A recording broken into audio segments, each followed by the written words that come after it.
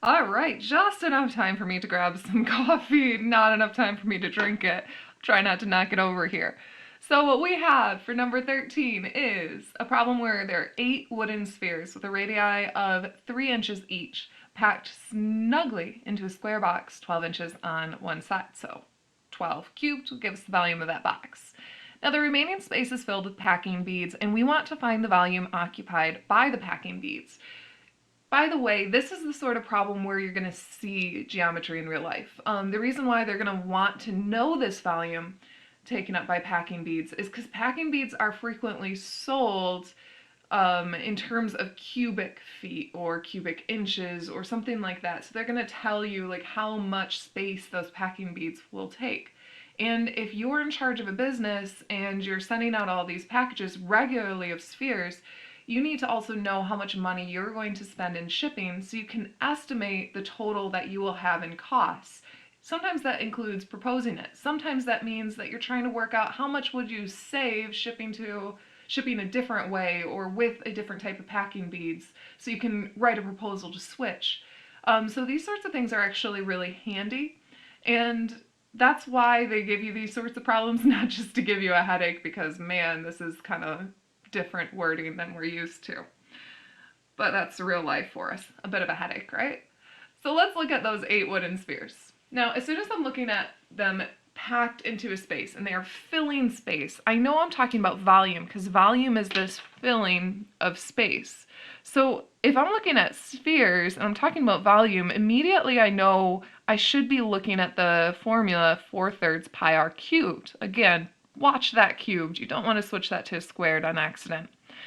And since the radii are each 3 inches, that means that my radius is 3. So I'm going to do 4/3 times pi r cubed, or 4/3 times 3 cubed, and pi. So that's going to give me a volume that is about 113.0973, and this is in inches cubed. Now, this is just for one of the wooden spheres, and I want to know what is the volume of 8 spheres. So that means I just multiply this number by 8 to get a total of 904.7786842, etc., inches cubed. Okay, so now I know how much space my 8 spheres take up. What I need to find is how much space will be left over in this cubic box. So I need to also know the volume of the cube, and volume of a cube is just the side to the third.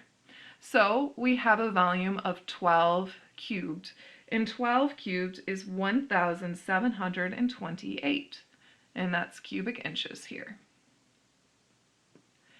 Once I have my cubic inches, if this is my full space, I can subtract from that 904.778 or 779, and I'll end up with the overall thing for the packing beads that's going to be equal to 823.221.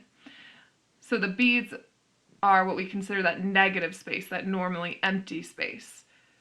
And I can't forget my units here. Now from there we'd also be able to estimate the cost of the beads, we'd be able to figure out how much we'd be spending, but the problem stops you there, so you can at least draw the line somewhere and move on. And that leads us to our final one, which again is about cost. It's helping us estimate various expenses that you might have. So let's look at a volleyball with a diameter of 8.15 inches. Now actually, before I even begin, I know I tend to like to use radius, so I'm going to switch that to radius by dividing that number by 2 to get 4.075 inches. Okay, if the fabric required to go around the volleyball is 5 cents per square inch, how much will the fabric cost for one volleyball? Well, this brings us back to surface area because we're looking at something being wrapped around an object. It's not filling the space, it's being wrapped around the object. So when I'm looking at surface area, I know that I have a formula of 4 pi r squared. So all I need is my radius to solve, and my radius is 4.075. And when I substitute that in, I'm going to get a surface area that's equal to 208.672, and that is in inches squared. Now, each of these inches costs 5 cents. So that means that 1 would cost 5 cents, 2 would cost 10 cents, 3 would cost 15 cents. So I'm just multiplying the inches by 5. So I'm going to take this 208.672 square inches, multiply that by 5, and I get a number that is 1,045.36, and that is in cents. Now, it's very rare that you're going to pay somebody this in cents. We really want this in dollars. So let's think about how that looks practically for a second.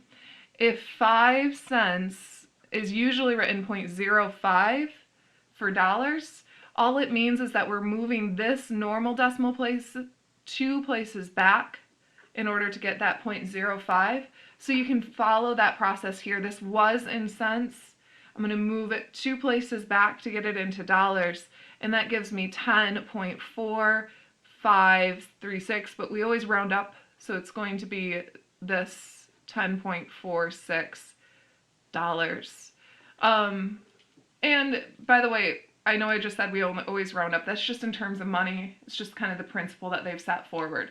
So that is it for review. Again, don't be afraid to drop in, and you might notice there's even an extra problem on there. I've been coming across a whole ton of problems while building a climbing wall, and they've all been really fun, and I've liked being able to pull out my calculator to estimate costs and make a little bit of savings when we're looking at a situation that is in real life. And hey, that calculator can definitely tell you a whole lot of information about building. That's it for today. Don't be afraid to drop in with questions. See you guys later.